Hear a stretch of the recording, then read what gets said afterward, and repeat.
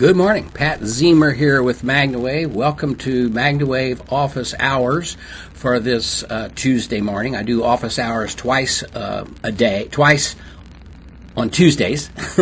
Each week I do office hours 9 in the morning and 2 in the afternoon.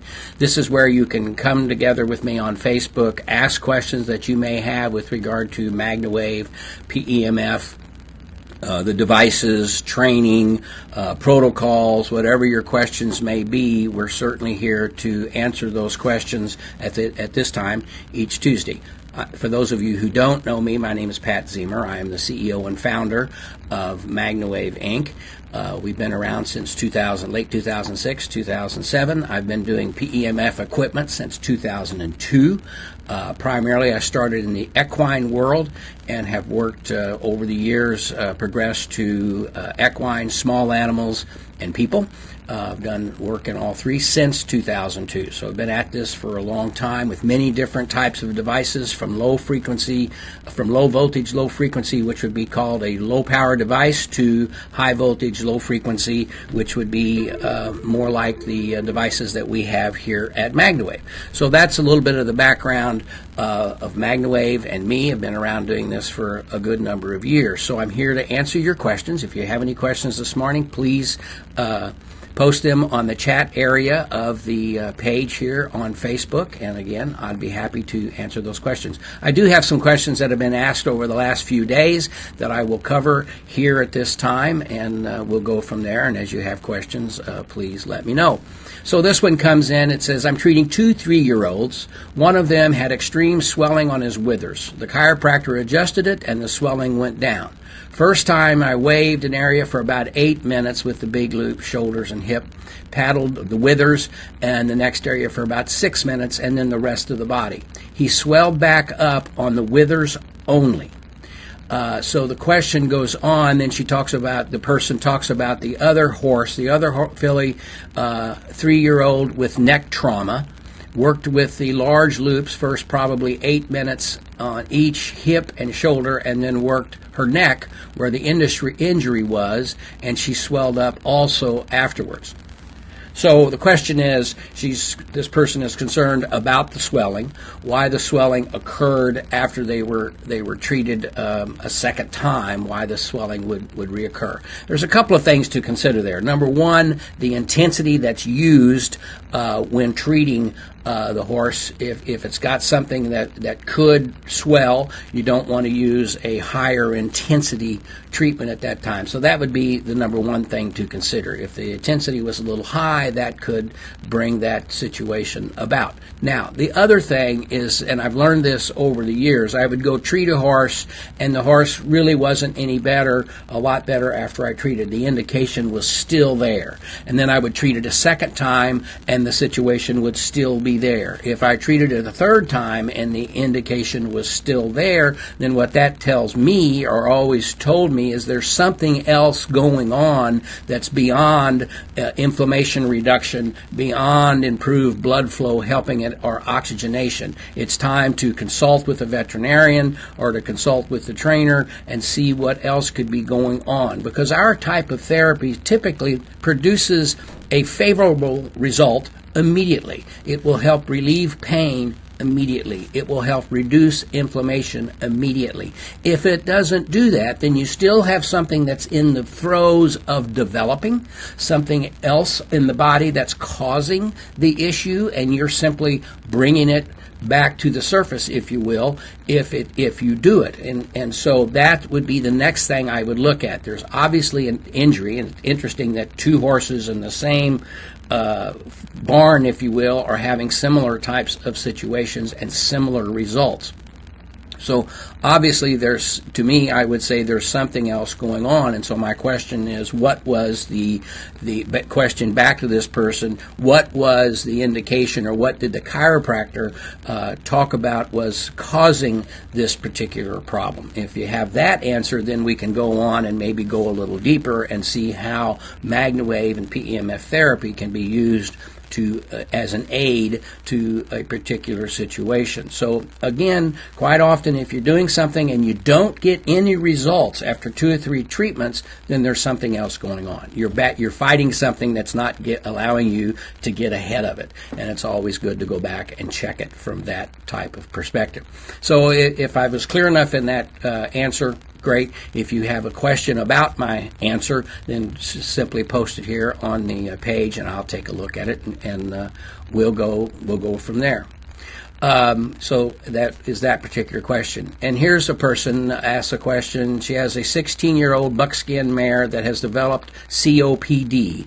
And the question is, can the Hydro Wave help if nebulized and consumed? She's looking to cure her mare over the winter as the colder air makes it much easier on her. Her COPD is caused by allergies from a fungus that grows on the grass in southeast Texas. Well, so to me that becomes part of the answer with regard to the Hydro Wave. The Hydro Wave, with the combination of the oxygen and the silver molecules that are in the water. The silver acts as an antibiotic to the body to help attack such bacteria and that type of thing. And certainly the oxygen in these nanoclusters of oxygen that travel through the body will certainly attack any bacteria that's there in the lungs and help through that process because it's in the bloodstream.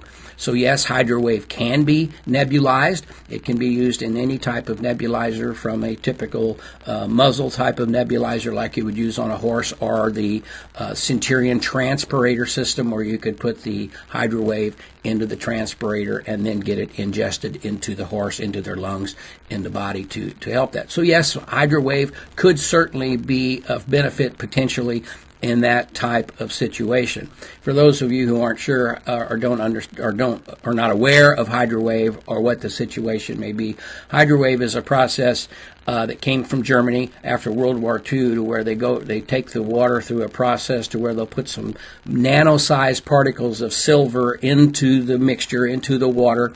They're less than 1 part per million, so they're not considered a heavy metal, so it won't leach to the body. Many silvers or colloidal silver are considered heavy metals, and there is the risk of leaching to the body if it's taken internally. Most colloidal silvers were originally used for topical applications, for cuts, bruises, burns, surface types of wounds, and then people have been consuming it as well, hoping that it will work internally. And they do talk about results from that. But in our process, where the silver actually turns into the carrier, they put this water through a process to where the oxygen in the water bonds itself to the silver molecules. So you've got these little nano clusters of oxygen that will circulate, and when you ingest it, when you drink the water, it passes into the bloodstream because of the silver. The silver will take it into the bloodstream. Normally when we drink water, we don't get oxygen into the bloodstream. We get hydration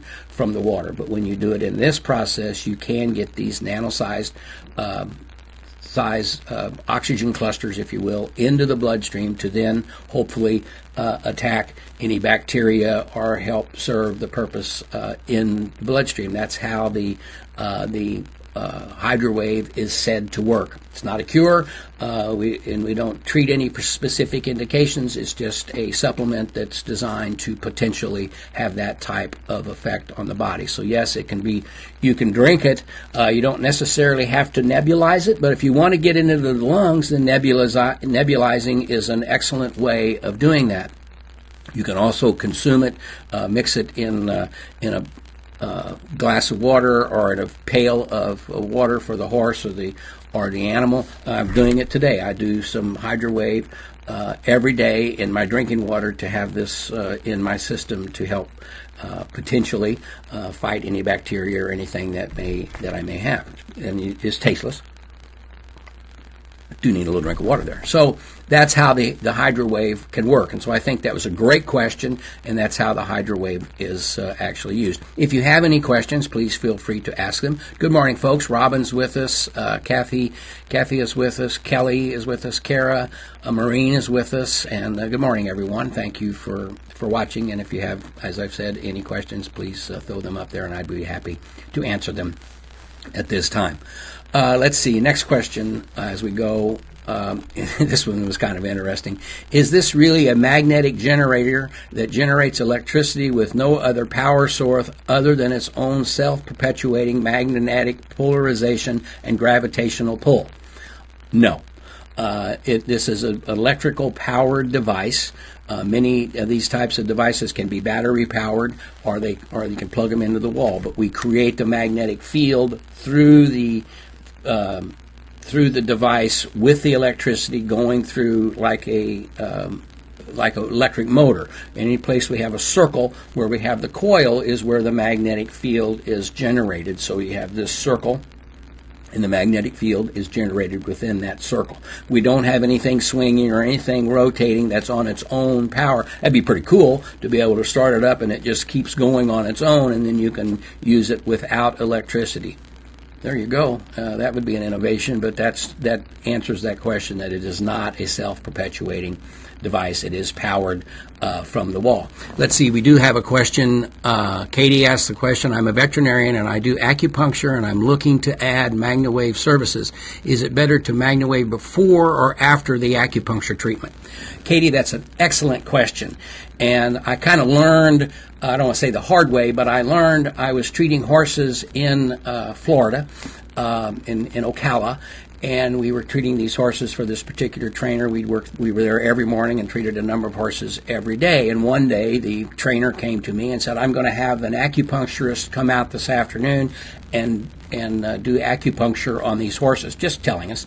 And so the acupuncturist came to the farm, went to look at the horses, and basically what we had done by treating the overall horse is we had stimulated a lot of the acupuncture points on the horse. So when they came, they didn't really get a fair representation of what they were looking for because we had already stimulated some of those particular points. So at that point, we learned if the acupuncturist is coming, we want to not treat before they get there because PEMF will stimulate acupuncture points. We want the acupuncturist to be able to test the horse with their methods and work the horse with their methods, apply their particular process of acupuncture to release the meridians and do the things that acupuncture does, and then afterwards we could come back and work on the inflammation and pain that was there that the acupuncture didn't necessarily take care of when it was done. The acupuncture opened everything up. We would go back and relieve the pain and work on the horses from that perspective. So, to answer your question, if you're using the acupuncture as a diagnostic tool and a tool to ascertain what's going on, then you want to treat afterwards. Now, I have a veterinarian, Dr. Gary Nye in Missouri, who does Magna Wave before he does his acupuncture because he pre-decides. He knows where he's going to do the acupuncture before he Magna Waves.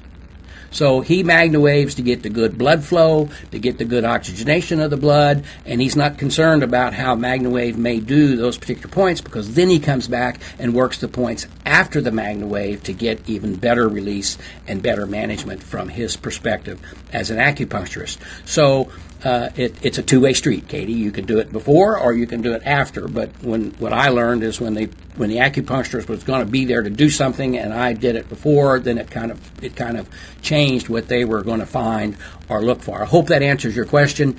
If you'd like a further explanation of that, please, Katie, go ahead and ask. Great question. Appreciate you asking that. Really, that's very interesting. And I always enjoy telling that story because when I went back the next day, the question was, what'd you do to these horses? Well, we stimulated the acupuncture points. And people didn't know that in fact, I used to call our process when I would do it acupuncture for dummies because it will stimulate the acupuncture points and I can go over the horse, but I'm not an acupuncturist and I don't perceive to be one or understand everything that happens with acupuncture. I just know now how Magna Wave or PEMF can affect the acupuncture process. Kimmy, thanks for joining us. I need to talk to you, Kimmy, and I'll do that this morning. We need to get together and visit a little bit. But at any rate, let me go on to the next question here. Using for Lyme disease, comparing with the AMP coil, how can your device compare? The AMP coil is another device that's on the market that is touted, and they do talk about using it for Lyme disease. The basic comparison between the two devices is Magna Wave is a high voltage, low frequency, high-powered device that actually penetrates very deep into the body, stimulates the tissue deeply, and can help blood oxygenation, which can attack bacteria on its own with good oxygenated blood and improved blood flow. So that's what the Magna Wave does. The AMP coil, on the other hand, is a PEMF device. It is a low-frequency, low-power, low-frequency, low-voltage, low-frequency device that works in the milligauss areas, much like the Beemer and some of the other devices. Can it be effective on Lyme disease? Any PEMF device, I suppose, can be effective on many different things. The AMP coil is a sound frequency generator, so they use music and sound to penetrate the body in a wave, and then they also have PEMF occurring at the same time as their sound frequencies are delivered. And perhaps their message is the combination of those two can be used for the Lyme situation. From our perspective, we want to go to the area if someone typically with Lyme disease. Now, some people have a more neurological type of Lyme disease that affects a lot of areas of the body. Other folks have a Lyme disease that centers maybe in the shoulder area or in the abdomen area or something like that. Our mission quite often is to treat it from two perspectives. Let's treat the area that's being affected. Let's treat it to help relieve the inflammation and the pain in those areas, and then let's treat overall the body neurologically as well as from the lungs and that part of the situation to where we get a good oxygenated blood working to fight this indication all the time. And so we find that the stronger signal, we kind of like the fact that you can have more of a stronger signal to quickly get after those areas of discomfort and then work the whole area. So to make a comparison, if you look in price-wise, a device that is similar to the AMP coil would be the Semi, and the Semi operates at thousands of Gauss per impulse, where the AMP coil operates at microtesla or milligauss, very low. So if you want more strength, more power, then you'd want something like the Semi that starts at like $7,000. I'm not here trying to sell machines. I'm just making a price comparison between the AMP coil and our devices and the strength variations of the two. It's someone's decision if they want the higher power or they want to approach it from the perspective that AMP coil talks about it. We have certainly had a lot of anecdotal success with the Semi and the Maxx and these machines approaching these types of indications. We don't cure anything. We understand that. It's just a supplementation of energy to help the body better oxygenate and better take care of itself. So that's the comparison dealing with Lyme disease and comparing the devices with the AMP coil. I'm a believer in PEMF. For years I sold low voltage, low frequency equipment, and it worked very well, but it wasn't as fast. The high voltage, low frequency equipment like the Magna Wave high powered devices are much faster operating to get to the result that you're looking for, and then hopefully maintaining that result over time. So let's see if we have seeing a lot of Beemer blankets in my area. Any thoughts on how to explain the difference between Magna Wave and the blanket? Well, again, the kind of covered a little bit that here, but basically the difference between the two, and there are a couple other issues with the Beemer that we can approach. But the Beemer is a low voltage, low frequency device, and if you look at their treatment regimens, it's every day. And it's for long, sometimes they talk about 18 minutes or 30 minutes, but it takes multiple treatments to gain the result that we get in 1, 8, or 10-minute treatment on a specific area. They deal with, if you look at videos on the Beemer site, and again, I'm not throwing the PEMF under the bus, but they deal on the capillary level. They'll talk about microcirculation being improved, and they do. They start at the capillary circulation or the microcirculation part of the body, and then that's got to penetrate. You've got to get that to where it goes to eventually the whole body. That takes time. That takes multiple treatments. And so the primary difference is speed of result. If you want fast result, if you're going to treat a abscess, for example, with a Beemer, you're not going to get the speed of result that you get with a more high-powered unit like a Magna Wave.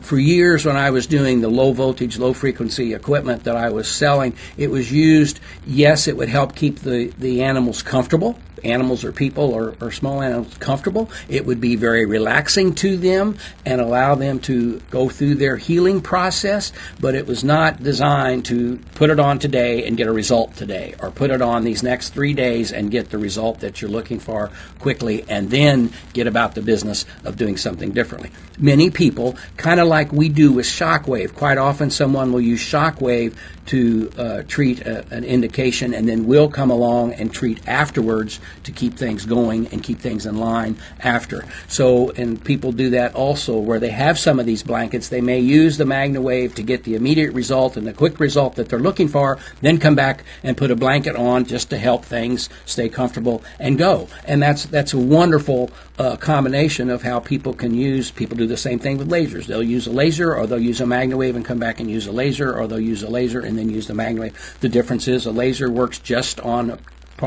parts, where the Magna Wave will do the whole shoulder. So when you're Magna Waving, you're getting the shoulder, the cartilage, the tendon, the bone, all the soft tissue. With the laser, you're getting some of the type situation, but you're very pinpoint in where you're going. So it takes a little more time quite often to work around and get to these areas if you're doing it that way. Both very effective and can play, but it's just how you want to approach those areas. So that is the difference. Great question, Ann. We're comparing apples and apples. They're low power. They're much slower to gain the results that they're looking for. They're saying things, they make comments that they are, and I don't have the pictures here, I should pull those up. In fact, I thought about overnight that I need to pull these pictures up. Beemer talks about that they're used by NASA and they're part of the NASA research. Well, they're part of a group that anybody can join. That you can go and you can sign up and be a NASA partner to just say that you're a NASA partner. It's like saying I'm a member of the Shrine, or I'm a member of this, and you're part of the consortium. But it does not indicate that they are only used by NASA and exclusively by NASA. That is not the case when you hear that type of information. So you want to always make sure that the information you're receiving, there is some substantiation to it, and that it is backed. The whole marketing program of the Beemer is something that's propelling it to move along the way it is.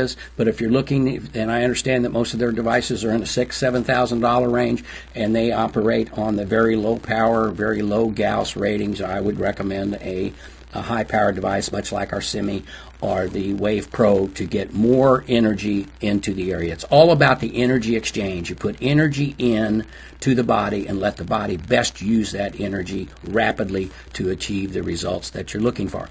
So, Ann, I hope that helped. Great question. There are some other things that I could go into, but I'm not trying to necessarily throw somebody under the bus there, but that's the basic differences between the devices. Question from email: what is the maximum number of recommended treatments per week? I'm treating my knee for joint pain. There are no maximum number of treatments that someone can have. It really depends on the results that you're getting. Typically, what I like to say is we treat as often we continue to treat as long as function continues to improve. So if you need to treat your knee twice a day to keep it feeling better and going for a month, that's okay. You can't. It's not that you sit back, I can't treat it 10 times. You can. It's not that type of situation. What you don't want to do, if you don't want to treat your whole body, because this is detoxifying. The PEMF will help serve to detoxify the body. So if you're doing the whole body every day or twice a day, you're going to continue to detox, and you can get yourself to a state, they call it Herxheimer effect, to where you have detoxed yourself to the point that you take on flu-like symptoms. You don't want to do that. And so we recommend that you do not treat yourself total body every day for an hour or 30 minutes, because you're going to continue to detoxify yourself. Now, that's not so much of an issue with horses or animals, because they're outside. They're in the grass. They're doing things. They're always taking in toxins that maybe we're not getting because of the environment that we're living in. But to treat your knee once or several times a week as you're helping it to feel better and get better, that's okay.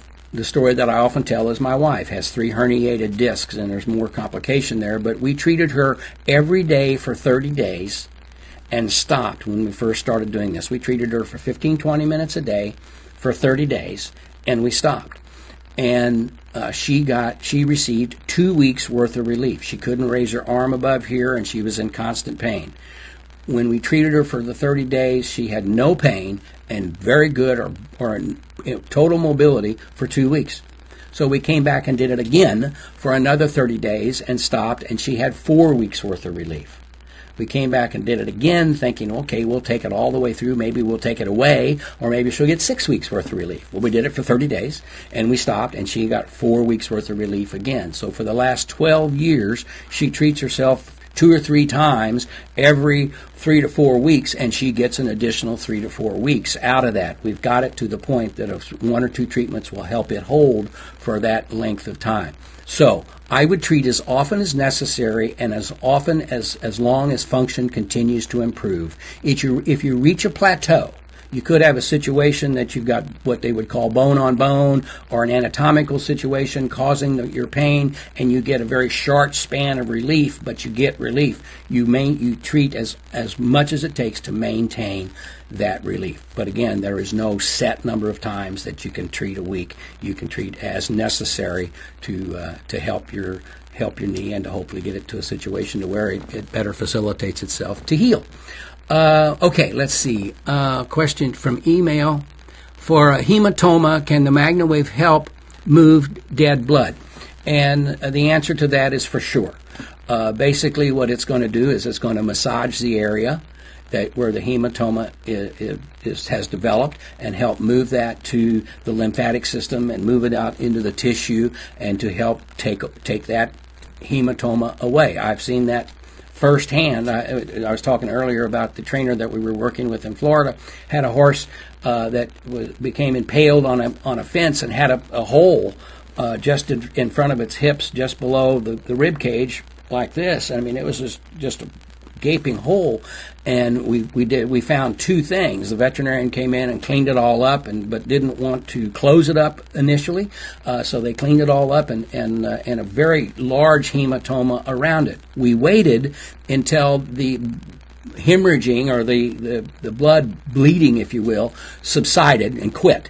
Then we dealt with the hematoma, so we waited a day and went back in and tried to move the blood away from the area of the injury, and it helped do that.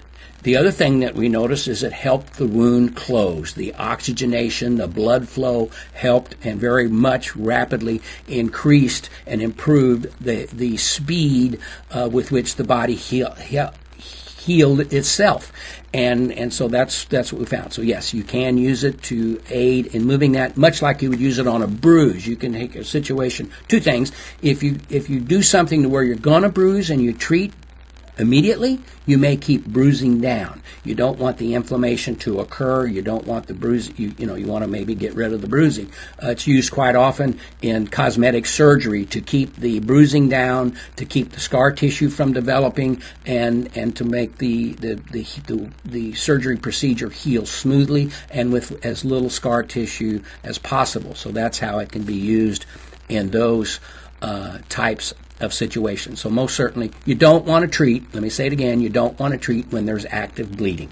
You want to wait for any blood loss or blood flow to be maintained and controlled. Then you can come in and use your procedure to your sessions to potentially allow the body to help itself.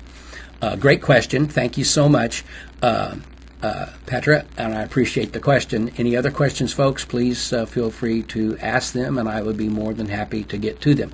Let me see. Can you please tell me the max Gous output? The Gous output of the Maxx machine is in the area of 2 Tesla or 20,000 Gous. It can be produced on the highest setting with the right attachment. Where people miss the boat here when they talk about Gous and these devices, somebody will say, well, my device does 2,000 or 20,000 Gous, and it might with the paddle, or it might hit 30,000 Gous with the paddle. But when you use the large loop, you're getting maybe 12,000 Gous or 9,000 Gous, because each attachment affects how much Gous is delivered. So it's really all over the screen. But so what people will say is this is the maximum output that can be reached with this device with this given attachment or this given coil. And those are the numbers that people will use. But when you're using the device and you turn it up a third of the way, then you're not anywhere near 20,000 Gous. You might be in the 1,000 or 2,000 Gous, 3,000 Gous range to get the muscle vacillation that you want, to get the penetration that you want comfortably, to improve the oxygenation. The signal is the same.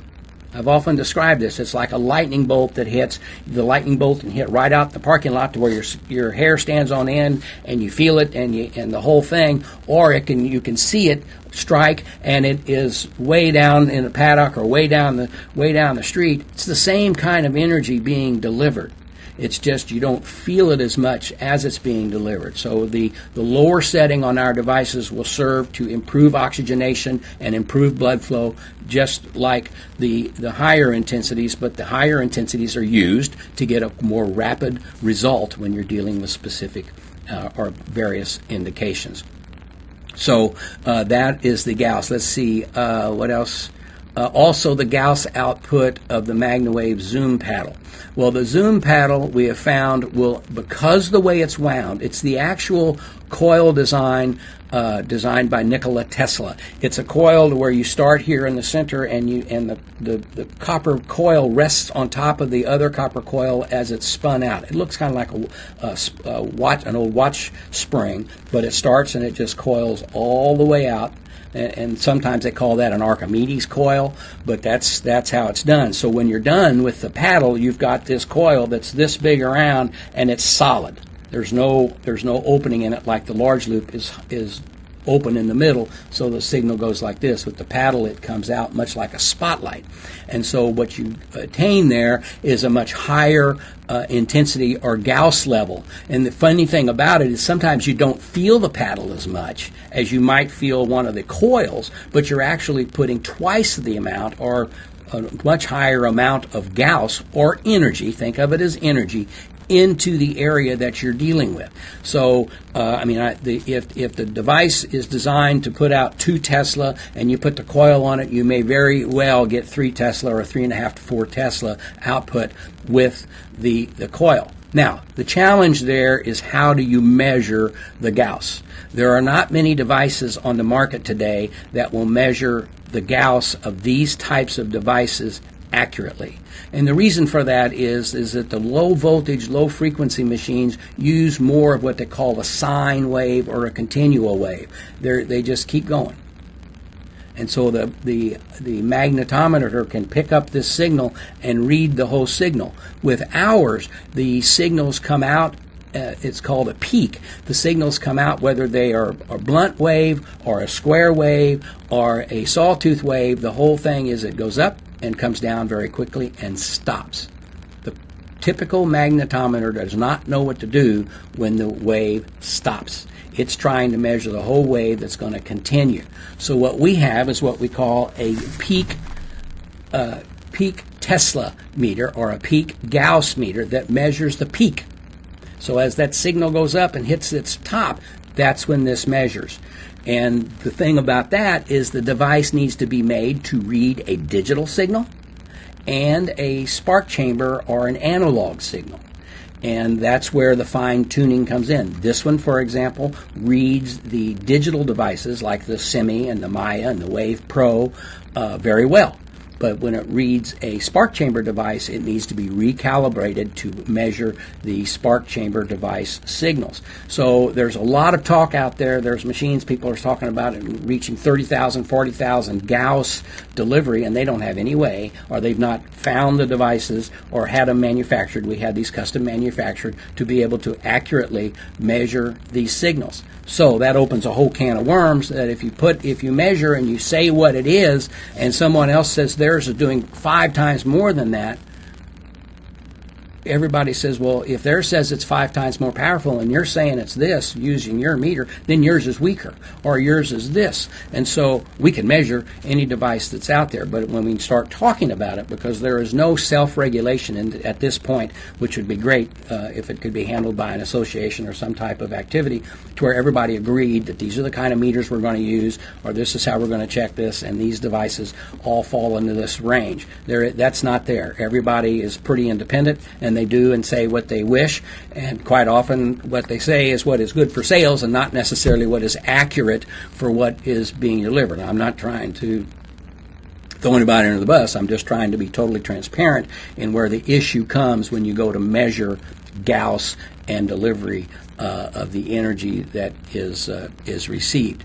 So let's see here. Hope that answers the question. Appreciate it.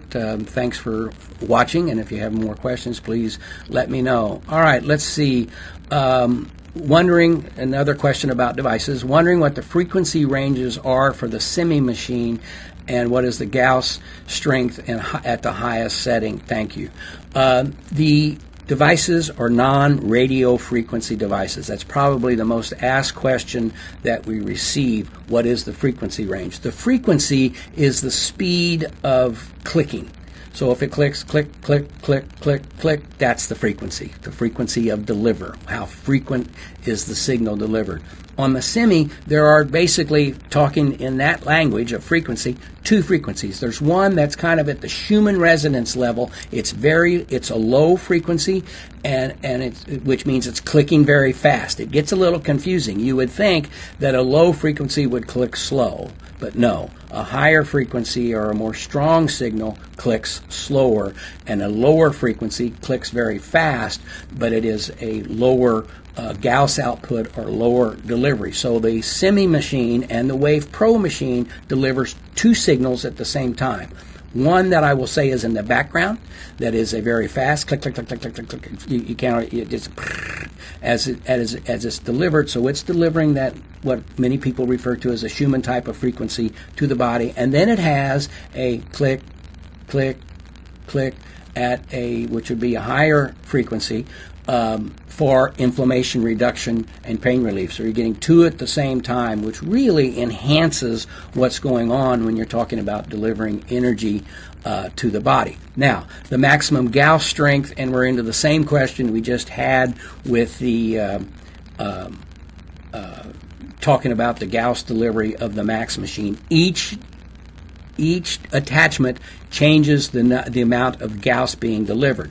Now, for example, if you're using the large wave wings, because of their size and the way it's done, they don't put out a lot of Gauss, but they do put out stimulation and help flexation of the muscle, help the stimulate, much like a massage, helping the blood flow as the Gauss is being delivered and the energy being delivered, helps the oxygenation, helps the blood flow, and then the massage action of the large wave wings. But the Gauss level is very low when you're dealing with that. You might be less than 1,000 Gauss potentially when you're using the wave wings on the semi, whereas you might be at several thousand Gauss approaching using the paddle, maybe 5,000 Gauss or higher using the paddle with the semi device. And that's how those are done. Again, it's each particular attachment is different from device to device in what is delivered. We have all those numbers and happy to share them and deliver them. But again, there's a lot of confusion out there, and when you throw numbers out, everybody gets confused. So I prefer to talk currently about energy. We're delivering energy to the body, delivering a signal to the body that improves oxygenation, and that improved oxygenation can work miracles on the body and allowing the body to be set up to better heal itself. That's what it's all about. We don't really treat any conditions. We just simply help the body be better prepared to do what it does best. We help the body to be better prepared to use whatever medication or proteins or nutrients or supplements that you're supplying to the body to better enhance what their anticipated effect would be and results that you're looking for. So there you have it with the Gous settings for the Semi. Again, the Semi devices, the Semi Wave Pro, the new machine, and the Maya devices are all digital, meaning that their signal is digitally manipulated via computer software, so on and so forth, as opposed to the Pulse Pro and the Maxx being analog machines that deliver their signal by virtue of a spark chamber. And the primary difference there is, and this is kind of a thing that people talk about, is the spark chamber devices can be a bit irregular. They can go click, click, click, click, click, click, click, click, click, click, click, click, click, because of the spark, the resistance of the coil you're using, the resistance of the body that's receiving the signal. The resistance or the atmospheric conditions can have an effect on what's being generated in that spark chamber. So all those things come together while all these devices are built to be as standard and regular as they can be, you throw those other points into the mix, the temperature, the humidity, the moisture content in the muscles, the resistance of the coil you're using or what you're using can all have an effect on how the signal is delivered. Whereas on a digital device, it's computer generated and it's click, click, click. Although with body resistance, you can get some variance on occasion. So I probably confused the whole thing there, but at any rate, very good question, and I'm happy to answer those questions. And it doesn't look like there's any other questions at this point from those who are watching. Again, thank you so much for being with us, and we enjoy certainly bringing this information to you. I'll be back this afternoon at 2 o'clock to answer more questions or whatever you may have that you might want to discuss at that particular time. So I really do thank you for being with me. It's been 45 minutes. Great questions today. And again, thanks for watching, and we'll talk to you later. Wave on and have a great day. Bye.